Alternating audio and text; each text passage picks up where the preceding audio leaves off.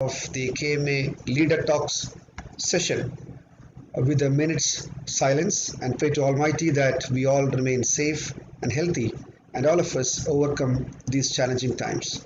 Continue to be seated wherever you are and close your eyes for a minute.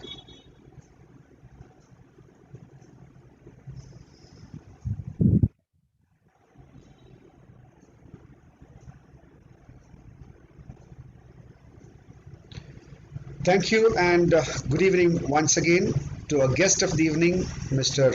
Tirupati Karthik, CEO of Napier Healthcare Solutions Singapore, past President and Program Committee Chair, Mr. S.R. Nair, past President, Mr. Raj Mohan Nair, Senior Vice President, Ms. Nirmala Lilly, Joint Secretary of KMA, Mr. Aljas Khalid, other managing committee members, members of KMA and other LMAs, students and invited guests.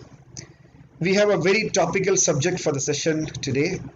While we are hearing a lot about disruptions, innovations and new normals being spoken about during these COVID times in almost all domains of business.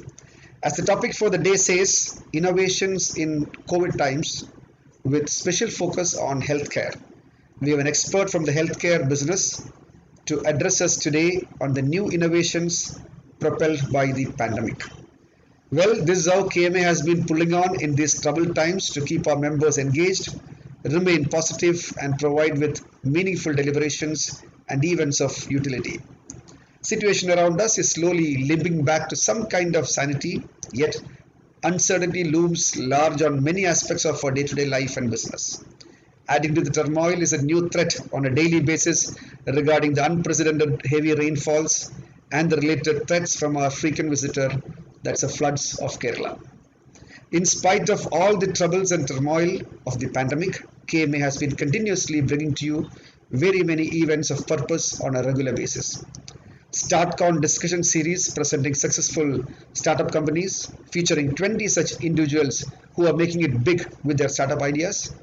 Very meaningful and focused women managers forum activities at least once a month, enriching sessions exclusively for the MSMEs and many management education programs we were trying to serve suiting everyone's palate. We even conducted a week-long management week celebrations during February, a management students convention with over 800 B school students participating in it, three memorial lectures with exceptional speakers, organized a virtual run, the KMA run with nearly 1,000 participants from across the country propagating our theme of responsible management, and also conducted one digital summit in hybrid format. All three memorial lectures of KMA, that is a Professor M.V. Paili Memorial, Professor K.T. Chandi Memorial and Sri M.K.K. Nair Memorial lectures were conducted with some of the finest speakers addressing our delegates.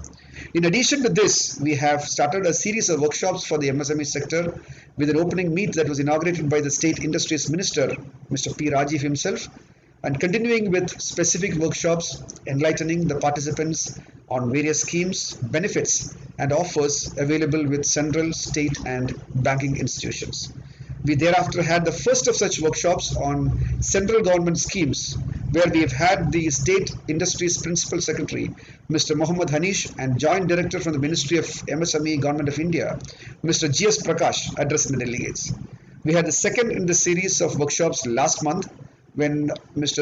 S. Hari Kishore, IAS, Director of Industries and Commerce Department, Government of Kerala, interacting with our MSME members on the state government schemes and policies available for the segment. We also initiated a new event titled Rendezvous with the CEO, a program organized by the KMA CEO Forum, which features an interactive session with CEOs of national repute who have made significant and remarkable achievements against all odds to share their success stories with our members. We have had two such events till now with Mr. Kishore Rongta, CMD of FACT Limited, and Mr. Dilip Umman, CEO of ArcelorMittal Nippon Steel India, coming in to address our delegates. Well, coming into today's Leader Talk sessions, a program committee headed by past President and Corporate mentor S.R. Nair and our team have been conceiving regular programs under the banner of KMA Leader Talks. We have presented a series of such lectures of eminent personalities, and this is the 19th of the Leader Talks lecture series that we are having in this KMA year. All these sessions were carefully selected with the renowned speakers from the industry and academia, sharing their domain knowledge and their invaluable experience with our audience. Speakers were from diverse sectors and topics were topical and timely. And today, we have yet another session with contemporary relevance and great level of interest to all. Necessity has been the mother of invention in the response to the COVID-19 pandemic, triggering many an innovation, often without the luxury of time to test these makeshift solutions to pressing problems. But there is much to be learned from times of crisis for times of plenty. COVID-19 has required unprecedented responses from all the countries. Such has been the speed and severity of the pandemic that few countries have been afforded the luxury of following traditional processes of testing and trialing new technologies, processes, or even medicines. The lack of time and resources available to respond to the crisis, as well as the need for rapid scaling in every context, has led to an explosion of innovative responses. In the healthcare business, in that segment, these innovations happen not only in inventing new remedies and concoctions to cure illnesses, but also to transform businesses of hospitals, clinics, and even long-term care and home care. It remains to be seen whether this global crisis will permanently disrupt how innovations occur in healthcare. In recent years, healthcare innovators have brought us artificial intelligence algorithms, inexpensive genomic sequencing, and vast improvements in health management through big data analytics, to name just a few examples.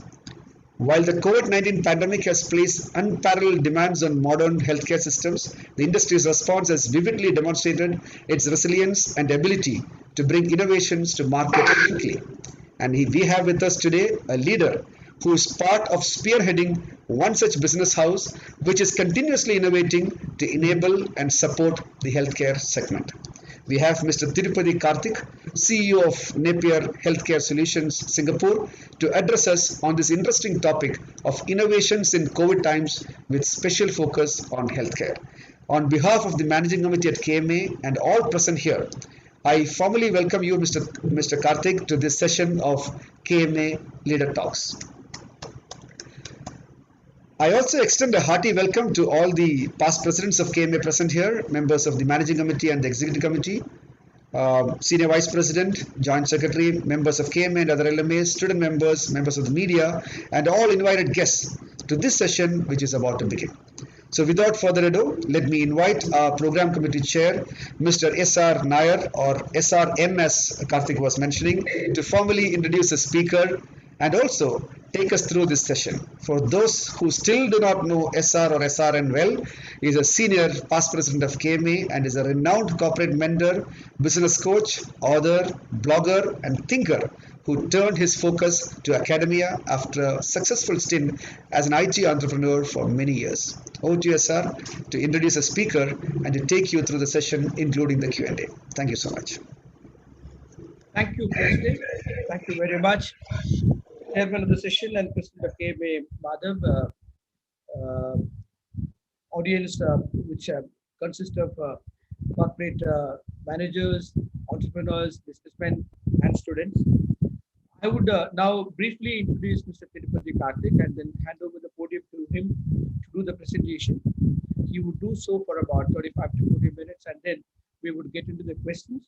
And in case any of you have any questions, please put it in the chat box from where I'll pick up, identify you, and ask this question on your behalf.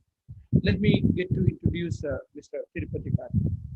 Tirupati Karthik is the Chief Executive Officer of Napier Health Solutions Private Limited, headquartered in Singapore since 2012.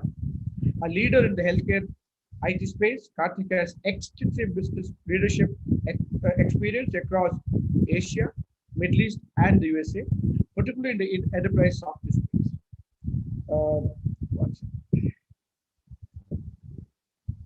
He is a passionate advocate for the innovative use of technology that turns IT investments into competitive differentiators for their stakeholders rather than using IT as a pure cost containment initiative.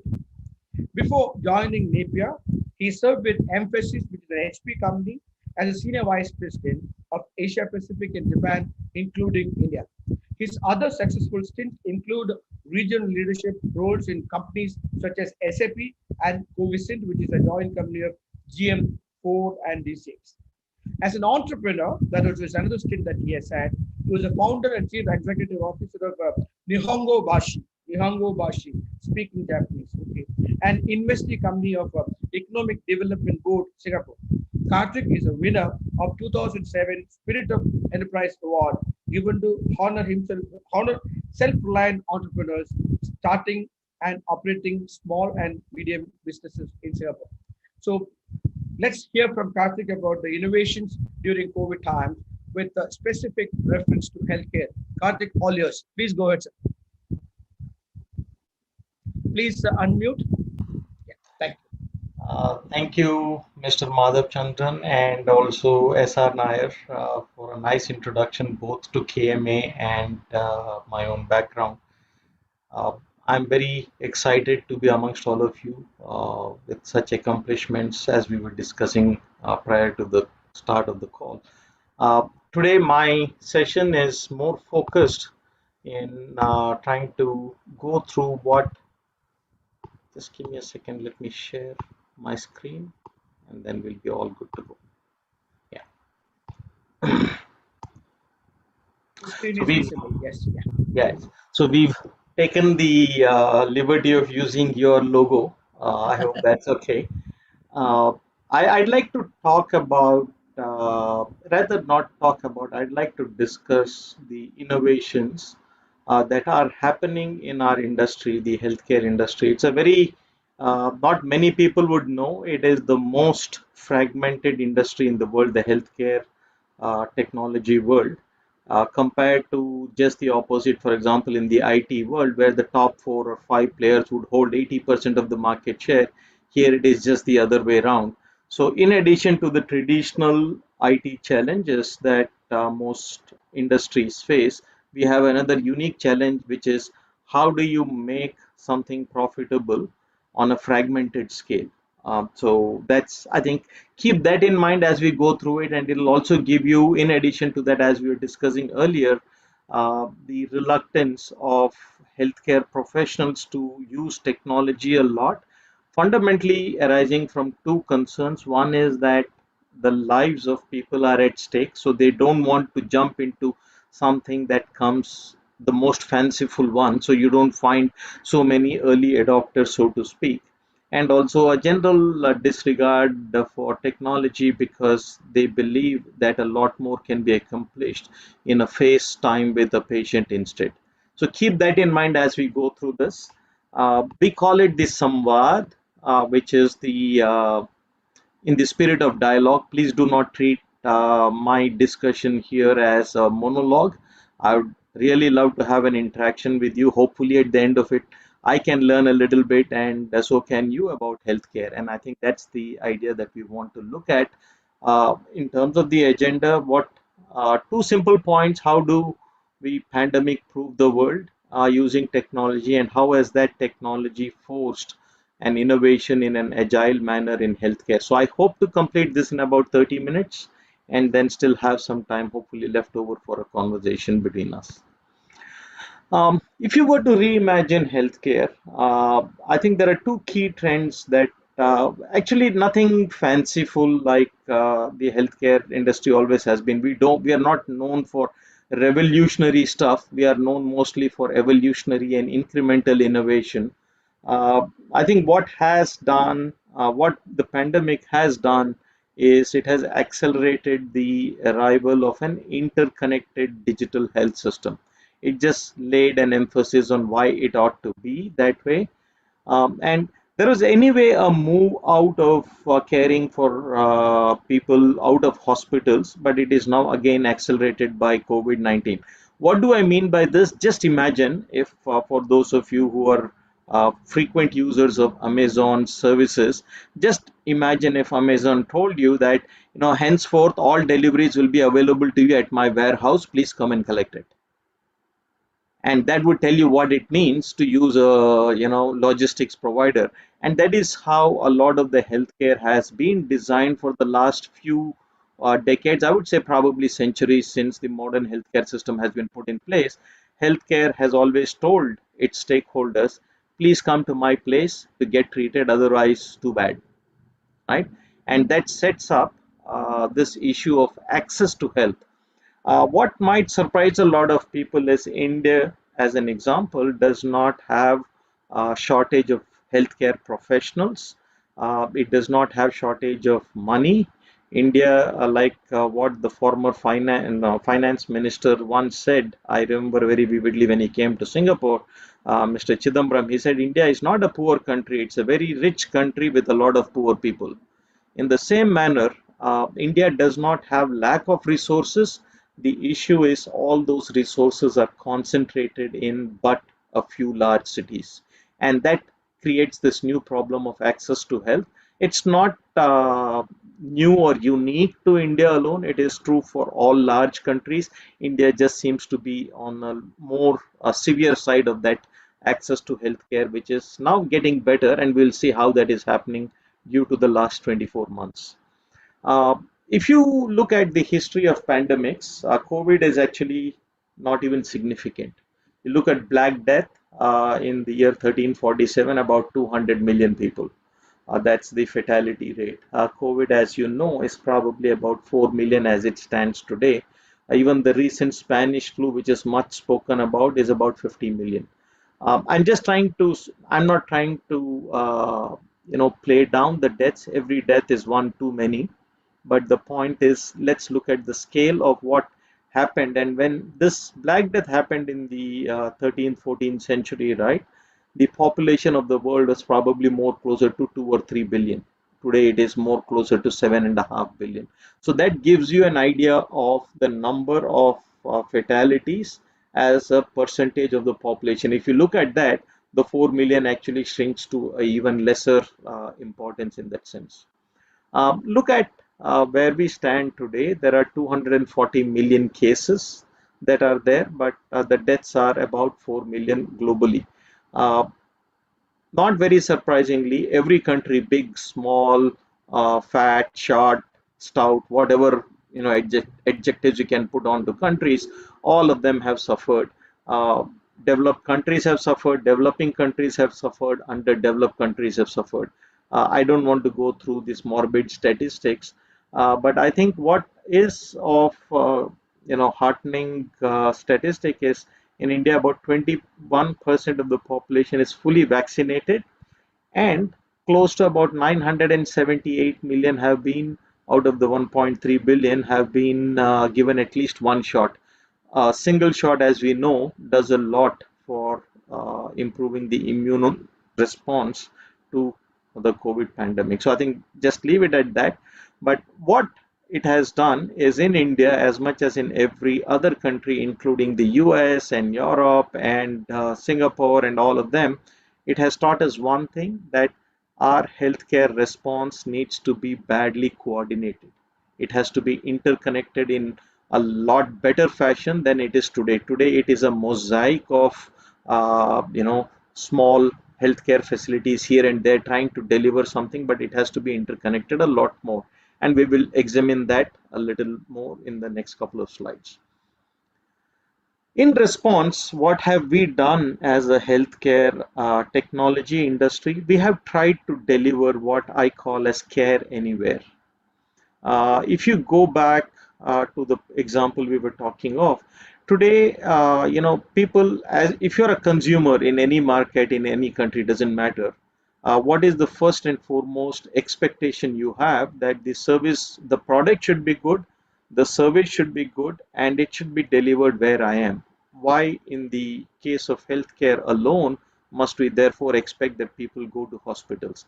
I think that paradigm is changing now, slowly, little by little. And the next big thing I will talk about, AI, AI as an industry and AI in healthcare.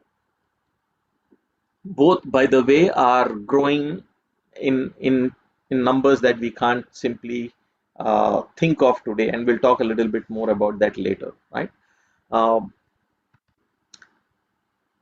We have now patients who are demanding where, when, and how they receive their care, and the result is out already.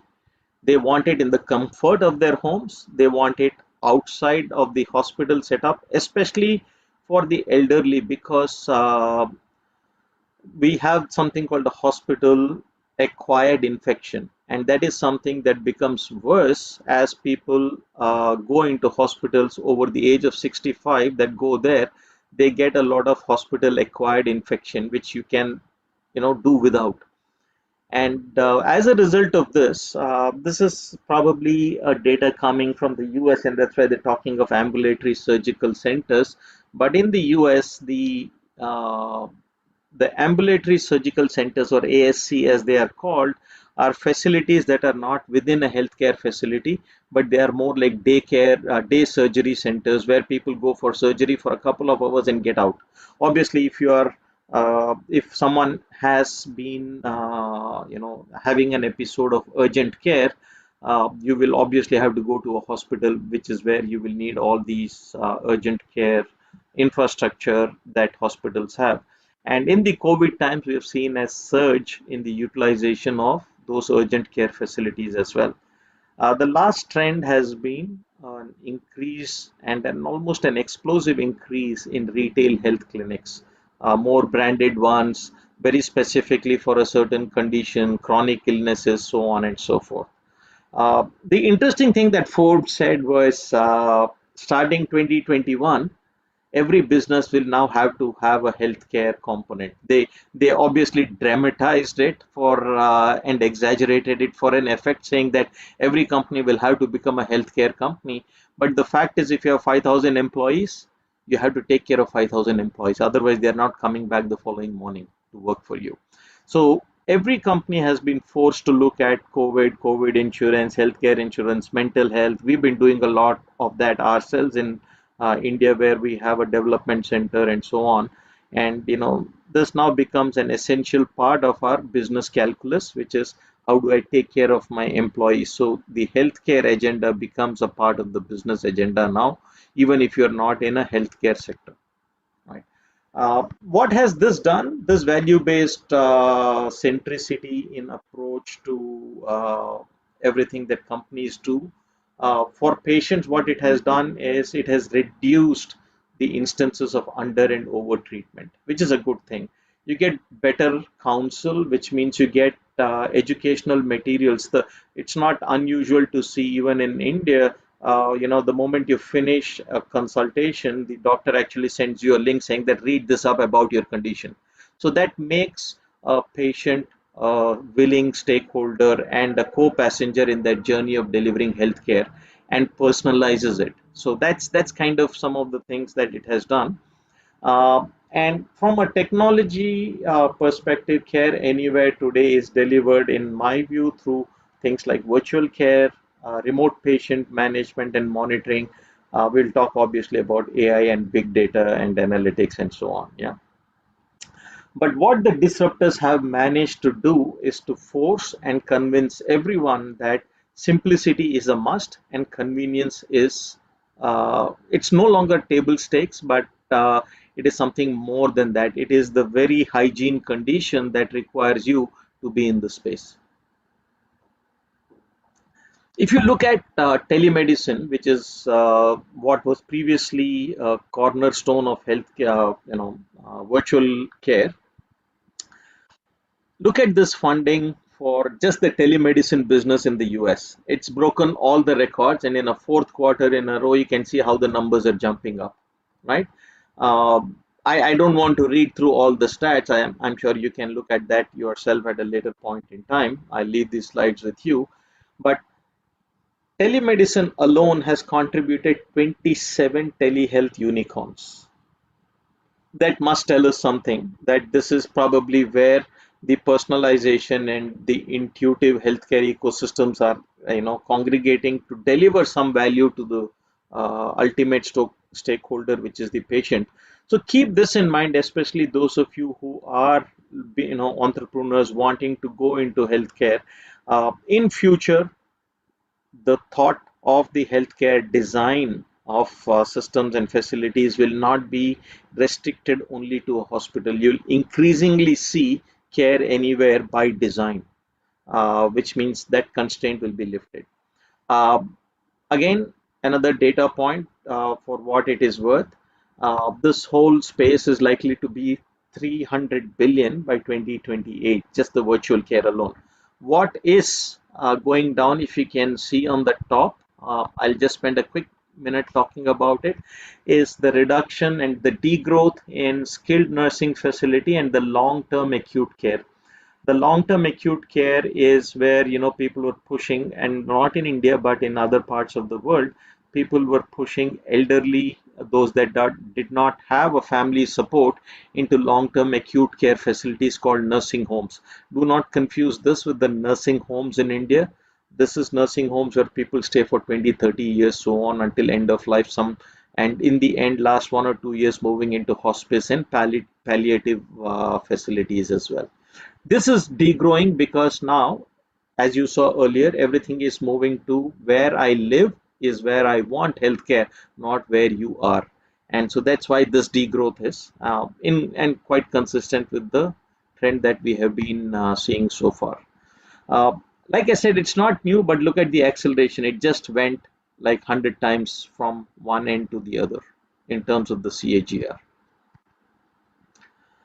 Virtual care, again, not wanting to spend a lot of time on this, but it basically provides convenience for the stakeholder. You don't have to get out of the comfort of your homes, and we can do a lot with just physical Wi-Fi availability and a few devices, which I'll probably present a case study in my next slide, and you will see how. For the physician, it's very important because the physician now sees, especially for the elderly, how they are interacting in their environment. It becomes very important because some of the elderly issues, like you have dementia, like you have fall risk, like you have some of the other wandering issues that happen on account of dementia, all this becomes important because the physician is then, the geriatrician is looking at understanding your environment as well. So this is also good from that point of view. Yeah. Uh, I just want to talk about a quick case study that we did in 2017 in Chai Chi in Singapore. It's a community in the eastern suburb.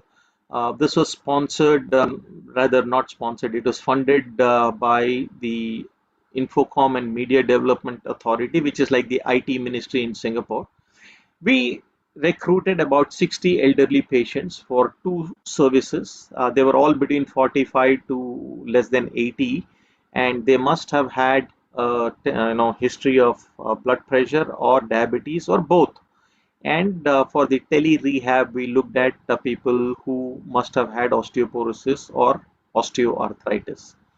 What we expected was they would take their own blood pressure, glucose level, heart rate, and weight, and we ran it for two 6-month period.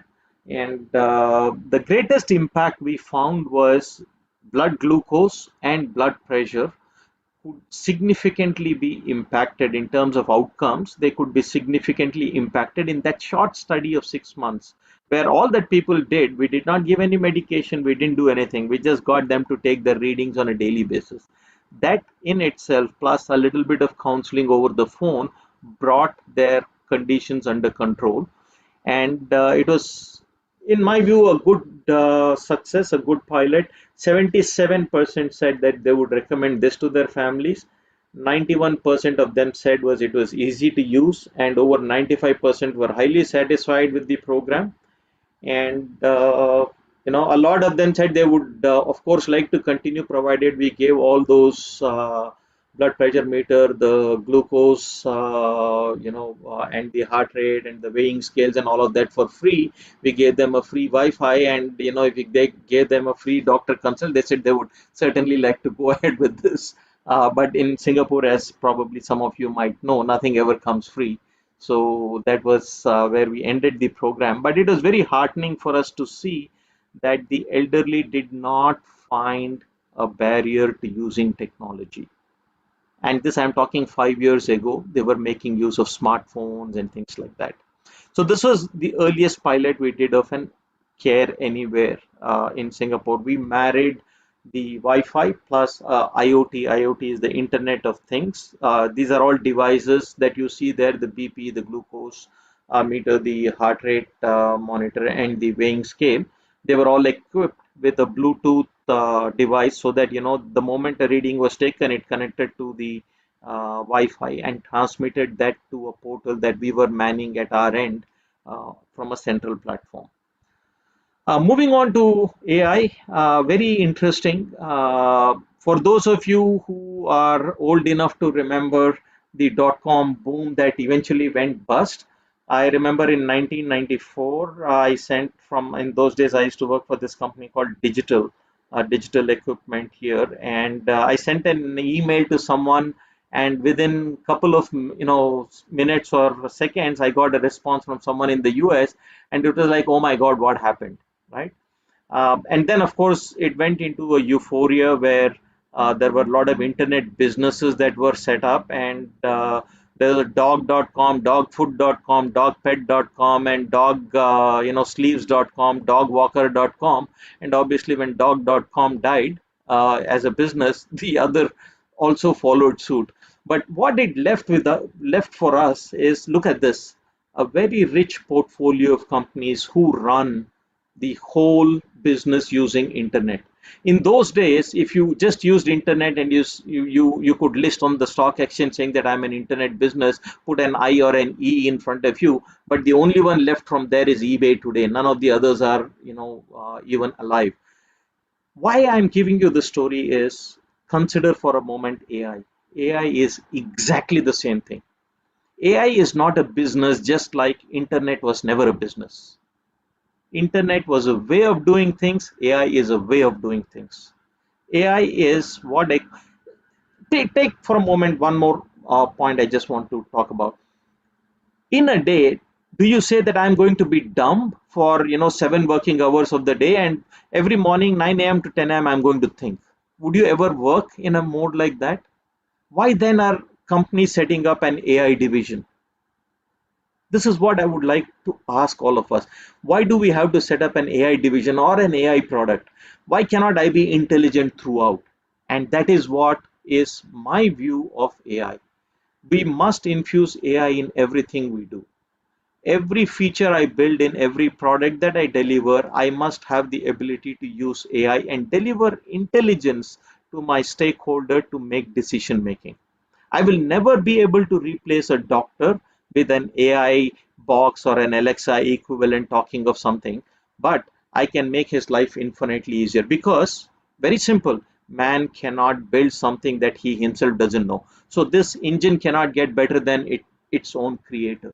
So let's keep that in mind, and let's look at AI holistically, just like internet was. Internet is not a business, AI is not a business. AI is a way of doing things, just like internet is a way of doing things. Um, just look at the market predictions, right? The blue bar represents the healthcare IT services today, and it's growing across the world. It may be highly fragmented, growing nevertheless. The green bar represents the AI market size. At one point in time, the AI market size will overtake the entire healthcare IT services. How is that for a thought? AI is not, if you call it a separate business or if you call it an industry, AI would be an industry bigger than healthcare, so to speak, right? And it would be projected to be in 2028, it would be the number 2 business after banking. Think, think, think through some of these things, and it is not inconceivable if you think hard that this is what will happen. So AI is at a cusp of a revolution, and only those who don't want to be a part of it would not do anything about it today. What are we doing? Just to give you a flavor of what we're doing, I think Mr. Madhav Chandran did mention some of these. Uh, fault detection is a very, very important thing for the elder care. In elder care, fault detection heralds the beginning of their problems throughout for an elderly. You have a fall, then you break a bone, and that results in something. You are forced to visit the hospital. You might pick up an infection from there, which will, worsen the chronic conditions and so on. So fault detection is very simple. We can look at all the data and provide a fault detection. Similarly, automated self-diagnosis and subsequent prescription, especially for GP visits. GP visits are fairly common. They will ask you a few questions, and especially if you go to some of the more crowded facilities, as the patient in walking in, the doctor is starting to write a prescription because they know what this guy is coming for, right? So if that can be done, then why can't we automate it? And today there is a business in our industry which is automating that, and AIA, which is a very respectable insurance company globally, actually funds them and is an investor in that business, right? We can similarly do early detection of stroke, of sepsis, of fall risk, and so on and so forth. The first case was fall detection. The second one is fall risk. So, if you're wondering what is both seem similar, so what is the difference, right? So we can do some of these today. Personalized medication and care. I know, for example, in oncology practices where there is a patient, they actually do a DNA analysis to see which of the treatments will best suit them, and that's how personalized medicines and care is now coming through, and it's not going to be long before this filters in through the other practices as well. We can also do wandering, especially for dementia. If elderly are wandering away somewhere, you can do a lot with IoT and AI based detection, and bring relief to them. uh, there is also the concept of edge in AI. So there is AI, there is edge, which is IoT devices. At that point itself, if I can bring in some AI, then I greatly improve the effectiveness of AI that we look at. Won't talk too much about it, but if you're interested, we can have a chat. This brings up my last slide. There are issues of quality and challenges, but no greater issue in healthcare than accessibility. So, if you are looking to solve some healthcare problems, pay attention to accessibility for the entrepreneurs there, for the management there. If you're running businesses, pay attention to healthcare of your employees. That is what will become a big, you know, uh, choice making factor for them as they want to join your organization. Uh, my suggestion is, let's incorporate technology and walk towards a convergent healthcare system where healthcare becomes a part of what we do every day. Actually, it's not healthcare, it should be wellness, if you use the right term. We are looking to make everyone a well being individual, not take care of them after their health has been impacted.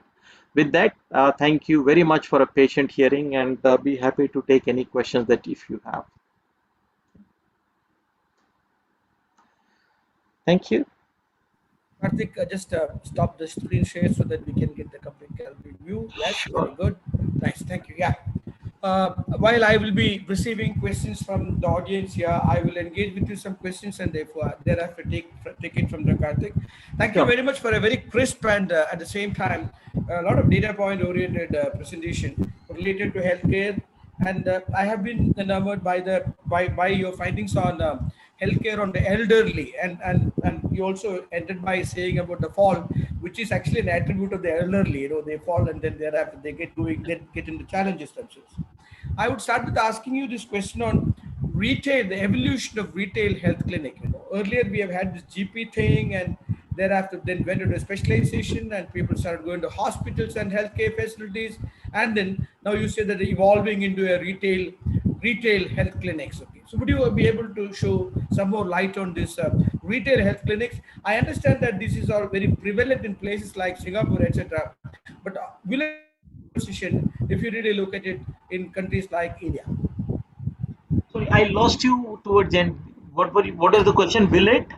Well, I was asking you in places like Singapore, etc., developed places where I had seen this retail health clinic proliferating, but will it be as successful in place like India? That's what the question Yeah. is. Uh, I think before I answer that question, Yeah. let me bring back one data point which I probably missed mentioning. India, not India, Asia as a whole will have 1.3 billion elderly people by Yep. 2045. If you look at that number, 440 million of that will come out of China, thanks to their one child policy, where the pyramid has now gotten inverted. One earning member is supporting between 6 to 7 non earning people. Uh, and you would think India is probably, not going to go through that problem, and we're fine. But India has about 180 million people in that number. In that number, I think it is 220. But India, as of now, from what I understand, is close to about 80 million people over that age. Okay. Uh, if you examine what happens to an individual after the age of 60 or 65, which is the onset of chronic illnesses. These illnesses come in many forms and shape. You could look at the diabetes, the heart, blood pressure. You could look at asthma. You could look at osteoporosis, arthritis, and so on and so forth. But what is worse is probably a confluence of all these in the same person, which is what we call as comorbidities. As this becomes more and more prevalent in the population, and you're right, Singapore has a lot more retail clinics. That's because as of today, about 18%, if I'm not wrong, of our population is over the age of 65, right? And that number is going up every other day, as is our longevity. In 1960s, when we became independent, I think our longevity was more like early 60s or mid 60s. Today it is 85. Every 5 years we are adding one more year to that. So with all of this, the chronic disease burden will actually move the businesses and the population towards seeking for specific ailments, and that is how the retail health clinics are coming up. In addition, there are also others like sports injuries and mental health, which is not there previously, but now is also coming up. So this is what is driving the evolution of these retail health chains. In the US, it's been there for the longest time, and I think India will see that very soon. If not now, probably in another 5, 10 years. But it is coming. It already is there. It will become more common and more prevalent. Sorry, that was a long answer to a short question. No problem. We also enjoy long answers, no issues. Karthik, the second question that I have is related to telemedicine. As you rightly said that it is growing very high. The unicorns on telemedicines are also very high. You mentioned about 27 telehealth unicorns. Where are they? Are they in the developed nations, or you also see some of them in India? No, I think the telehealth unicorns are not in India. They're mostly in the US. That's what I have seen. I can get you the data for that, but they're mostly in the US. What accelerated them in the last 12 to 24 months, if you go to that slide, you'll see a lot of M&A activity happened. Yeah. Is CMS, which is the Center for Medicaid Services in the US, uh, and they never authorized the insurances to reimburse for teleconsults. But when COVID hit them, there was no choice, and that led to an explosion in the telehealth services, and some of the biggest beneficiaries of that telehealth were the mental and behavioral health clinics and companies that focused on those solutions, and as were some of the others, but I think that's what brought them there. And today, if you see, there's intense mergers and acquisition activity going on in the US in the telemedicine space. The last I heard was one company bought another one over for about $800 million. Why? I think the revenue was nothing great to talk about. The revenue was like 30 or 40 million, and they were in perennial losses for 5 years before that, with no hope of returning any money to the investor because they had consumed 200 million in investment. Yeah, Karthik, that also was the case of Amazon during its infancy. So, I mean, we would definitely see the start happening maybe after 10 years or so.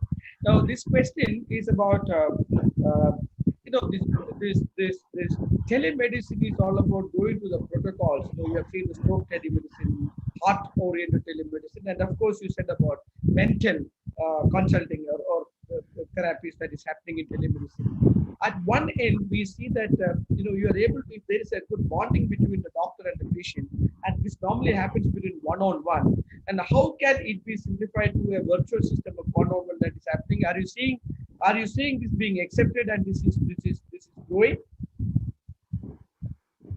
So let me split that into two scenarios. One is for a casual consultation. For a casual consultation, you would, if let's say I got a rash here, I want to show someone and I'm worried about or something like that, it may be acceptable to go to some doctor that you do not know of. But what telemedicine will force is every physician to offer a telemedicine call to their community of people that they look after. So this is not telemedicine, as you know, I'm going to leave aside my existing set of physicians and I'm only going to look at and this is not a license. Let me put it this way: this is not a license to go to any doctor in the country and just turn up. I think there is that element of trust, but more importantly, for example, uh, when you go to some of these countries, I remember my one of my earliest visits to Japan, and in those days I was a vegetarian, and they said, "Oh, you're a vegetarian, very good. So you please go and have fish soup."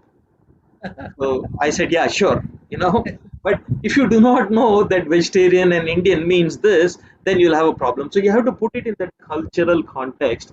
For example, you cannot go and tell someone from the south saying that you eat four parathas every day. The fellow probably won't even know what you're talking about, right? I'm just exaggerating to make that point similarly. So the cultural what do you say, the cultural understanding of the patient, their background is very important, which means you may at best go out of your district to the neighboring district or within the state, but it is unlikely you will want to go out and talk to some doctor in the middle of the desert in Rajasthan, for example. So it's not going to change that way. But what it will force is all the doctors to offer telemedicine, right? So it's not going to turn everything on its head, but it will just force a gentle change in pace and the way people do things. The experience of India in COVID and telemedicine, while that has been there specifically related to COVID, I think in other areas, the telemedicine, there wasn't much of improvement between patient and doctor telemedicine interactions. And that's what I understand. What's your view on this? Sorry, could you repeat the question again? In other areas? uh, as related to telemedicine application in India, in the area of COVID as a disease, there had been telemedicine consulting, etc., going on. But in other areas, other diseases, etc., there has not been much of traction between the doctor and the patient on telemedicine. That is, the telemedicine did not really catch up to that extent. What is your view on this? That's what I was saying. No, I think telemedicine is very useful if you look at what we call as post-discharge care. Yeah, In post-discharge care, do you want someone who's already immunocompromised to come into the hospital again for a visit? You probably don't want. yeah, And I have already met you as a patient, for example. So do I mind looking at you and talking to you over the phone? I don't, or over the wire. I don't. And then if I still believe that at the end there is some amount of residual concern, I do want to see you, then I might actually ask you to come over. yeah, Or nowadays there is a new paradigm even there. You have home care visits. yeah, So home care visits can be done very easily. So previously, especially if you take diabetic patients for either foot screening or for wound dressing or for some of these things, they needed to go to a facility. No longer. Now that facility can come home, and you don't need a doctor. You can actually make do with a nurse or a nurse aide as well, and that can take care of it. So things are changing. That kind of brings us back to that care anywhere discussion that we had. a scenario like India, where still lots of our population live in rural setup with limited access to technology, etc. Do you think that proliferation can happen in a faster pace, or do you think it would take time in countries like India and similar to that? So I would like to take us back to the era of Unix versus the mainframe.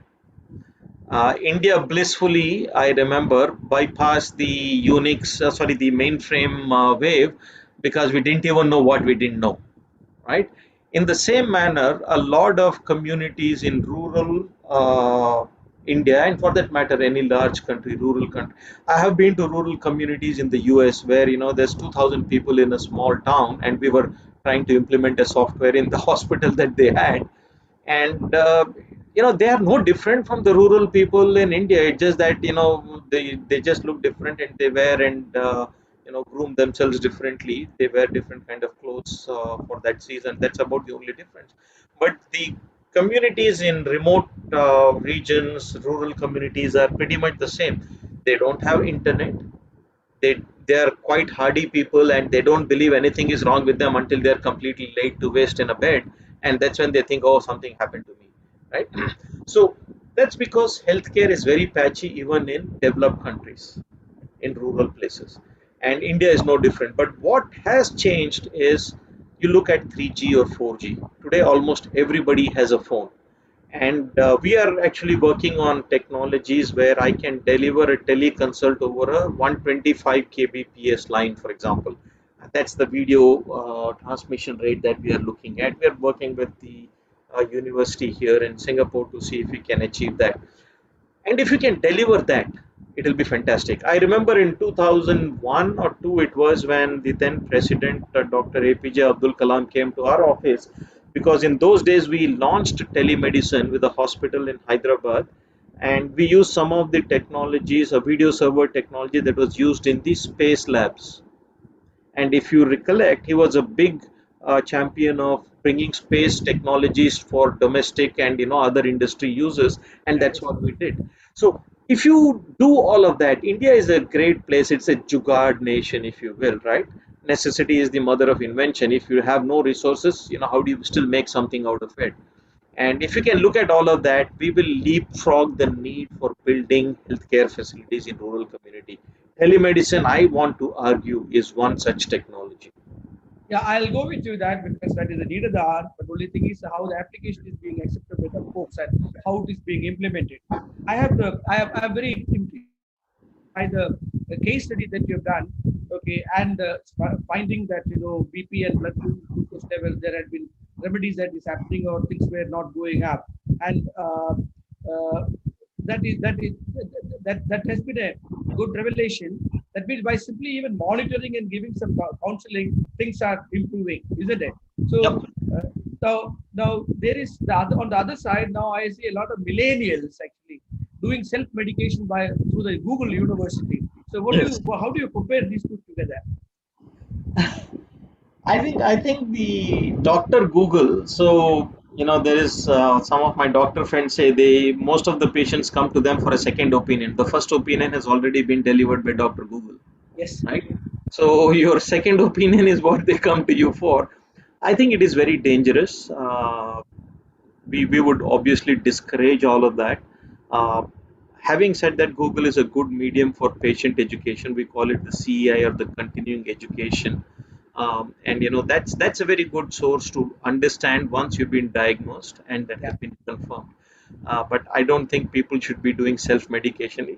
It's good if you want to do self-medication for your headache or pain or something that is there for a day or two. That is fine, but not on a.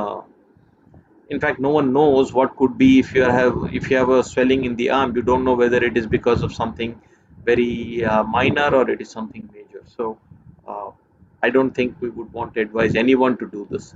Uh, and if you go back to the example, I think that's probably where your question is coming from. There is an AI chatbot that is available.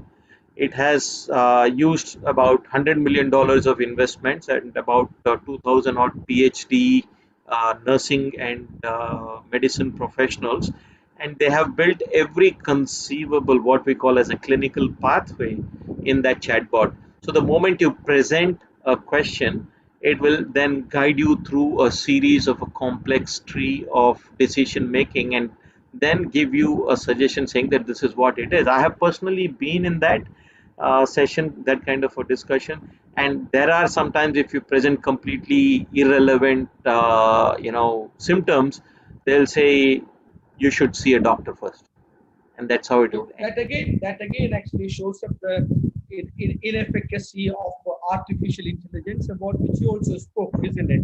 See, I also tend to believe that, recently I was reading this book called In Defense of Human Being by Dr. Thomas Watts, in which he says artificial intelligence, without statistics and data points and analytics and automation, etc., that you can build in. But so long as you cannot build in human consciousness into artificial intelligence, and that differentiation will always stay there, isn't it? Yeah. So human consciousness is very interestingly, neuroscience does not recognize consciousness, by the way. If you are Yeah. spiritually inclined, because I heard you use the term consciousness, uh, neuroscience does not recognize that. They believe the brain creates cognition, and that is what is all that about. But I think the consciousness is something that we all intrinsically possess. I firmly believe that we have not understood consciousness, and therefore it is going to be very difficult for us to create an AI solution that surpasses our own understanding of things that matter. So it is unlikely that we will create something that goes beyond our own imagination. Sorry, beyond our own knowledge, not imagination. You are an Imagination will IT go far. man as well as you're a medical healthcare person, and you said that actually neural brain science does not accept the human consciousness. So, what's your personal opinion about this, Karthik? You're taking me into a subject I didn't prepare for. But my own view is consciousness is, I don't want to get spiritual on this, but consciousness is very, very different, very powerful, and that is what decides and dictates a lot of moral choices that one makes. And that uh, will fail a machine, especially if you are at a point where you have to decide between keeping life and letting it ebb away. And I think those kind of moral decisions very hard to make. And you have the classical autonomous vehicle puzzle that they ask.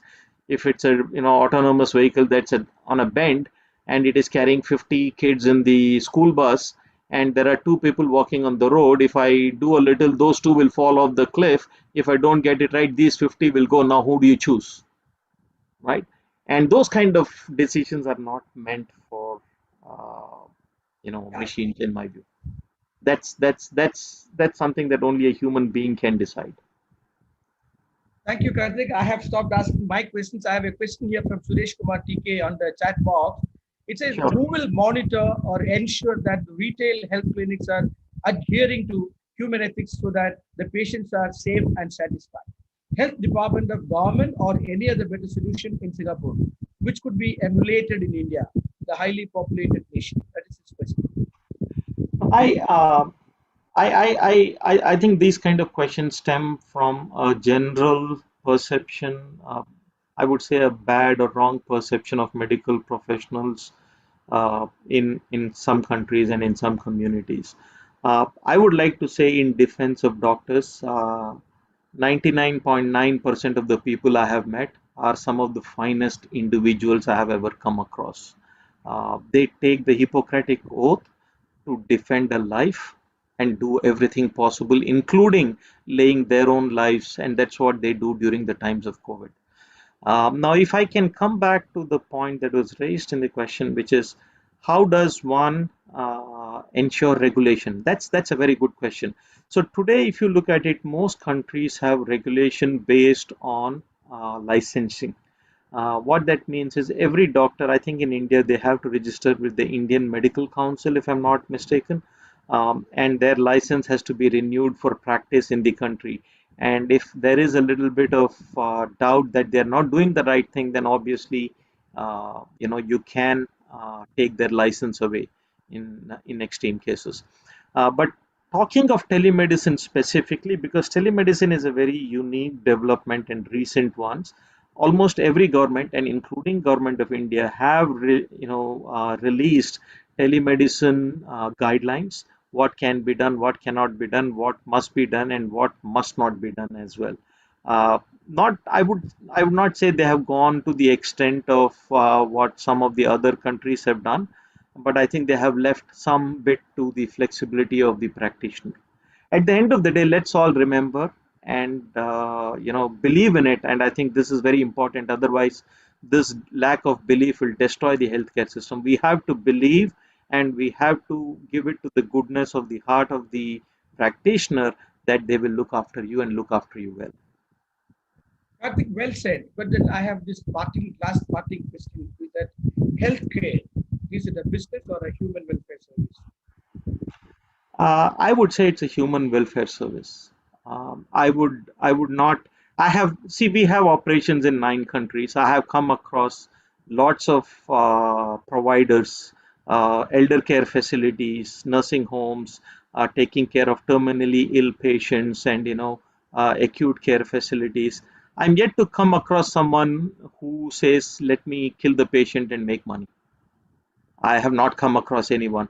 I would never ever go to the extent of saying that, because there might be, like in every profession, there might be one or two black sheep, but doing this kind of a broad brush on everyone else, I think would be manifestly unfair for the kind of services that they have been delivering. That's just my personal view. Thank you, Karthik. Thank you so very much. And thank you, Karthik, as if you do kindly send me the deck, I would have it sent to, because I have already received on my mobile 3 or 4 requests asking for the copy of Sure, your presentation. So I would be grateful if sure. you could send one. Thank you so very much. We are meeting after a long time. Okay, Yes, there has indeed. been some internet or messaging that has been going around in the other group that I had seen. I'm so happy that you are well settled in Singapore and taking care of a very important business segment as healthcare is. Here is wishing you all the very best, and hopefully we'll see you very soon. And I will take you back to our president, Madhav Chandra, to conclude the ceremony. Madhav, all yours.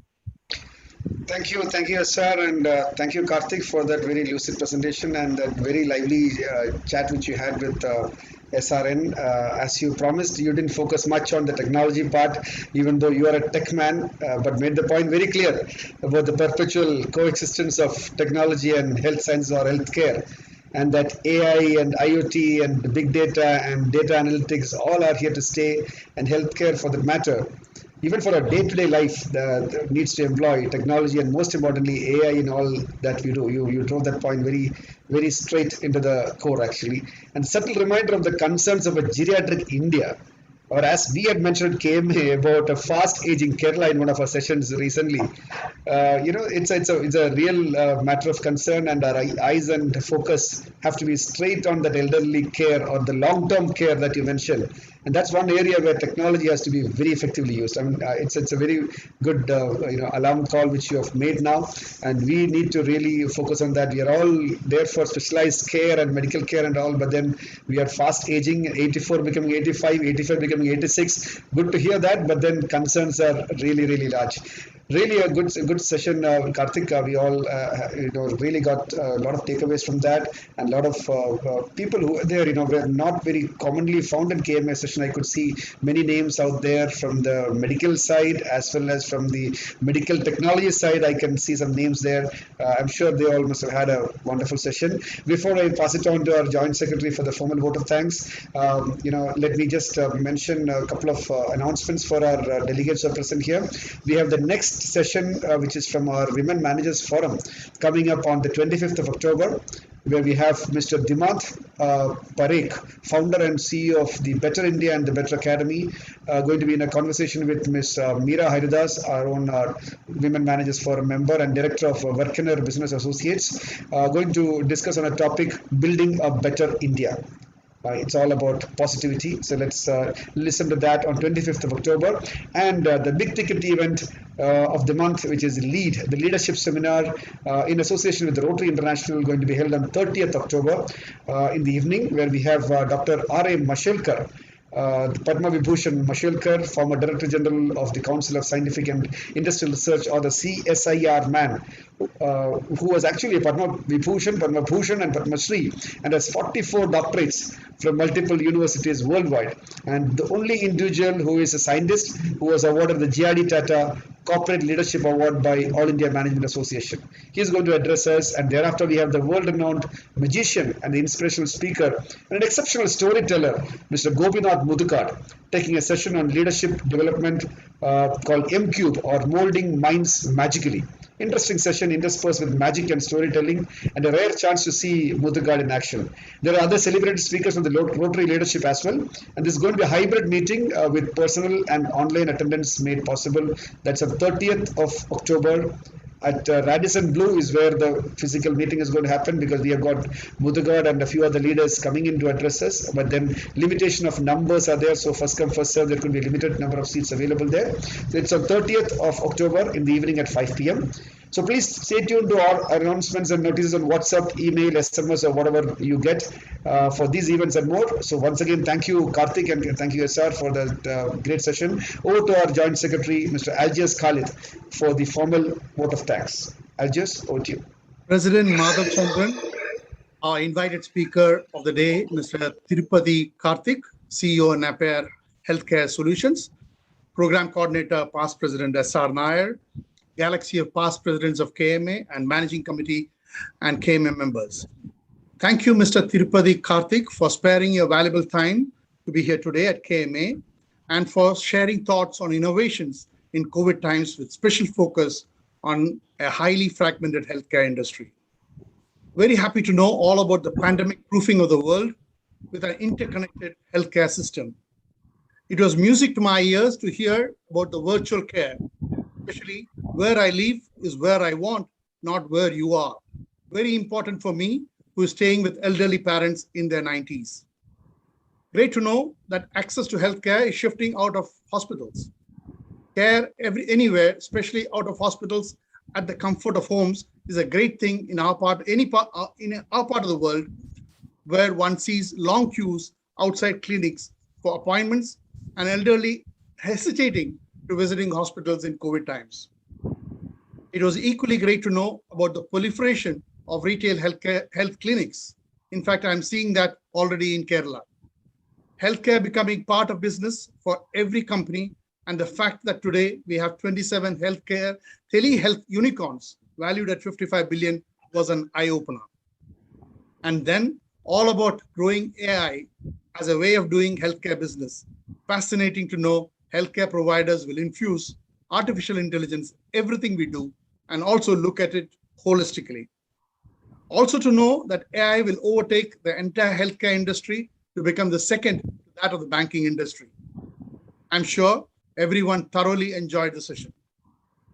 Today's talk was yet another excellent session in KMA's Leader Talk session series, where all members get opportunity to listen to leaders in different spheres of life on speakers' valuable experiences. As President mentioned in his introductory remark, today's session is the 19th in the Leader Talks started this year under the leadership of past President S.R. Nair. We highly appreciate and are thankful to the moderator of the session, our own past President and Program Committee Chair, SRN, according to Karthik, and SR for everyone in KMA. I don't know why we are frugal in the alphabets. Thank you, past President S.R. Nair, for arranging yet another current and interesting and relevant topic, and also an expert and valuable speaker from the healthcare industry. Leader Talk sessions have become an event which everyone in KMA eagerly look forward to. Thanks to all the past presidents, managing committee, and KMA members for attending in large numbers today. We had good attendance throughout the session in spite of the scare of flood in different parts of Kerala. I would also like to place on record and thank the KMA Secretariat team led by our Executive Director, Lieutenant Jojo Jacob, and his team members Preejit and Padma Kumar. Thank you all. Also thanks to our program sponsors, Medivision, Hale, Sira, and Varma Homes. They all play a very important role in the success of all the programs of KMA. Before I conclude, request President Madhav Chandran to hand over the specially curated memento to the speaker. Madhav, please unmute. For you to Unmute. Madhav, unmute.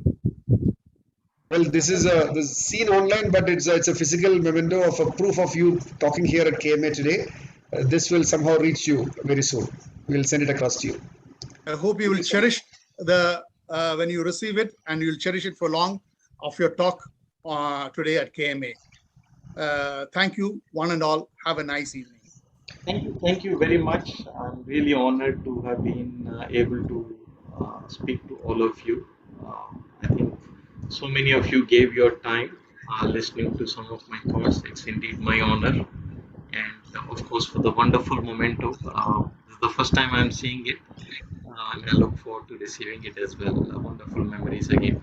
Thank you very much. Best wishes to all of you and your families in the flood situation that you currently have there, and even otherwise. Please stay safe. My best wishes to all of you. Thank you. Thank Thank you. you so much, Karthik. Thank you, It's Aljas, for almost the 9:30, 9:45 here. Yeah. Sorry. thank you for so much, keeping you. thank you so much, Aljas, for that nice vote of thanks, and thank you, Karthik, once again for being with us and all your nice time and nice words you shared with us. Thank you so much, and all of you stay safe and good night.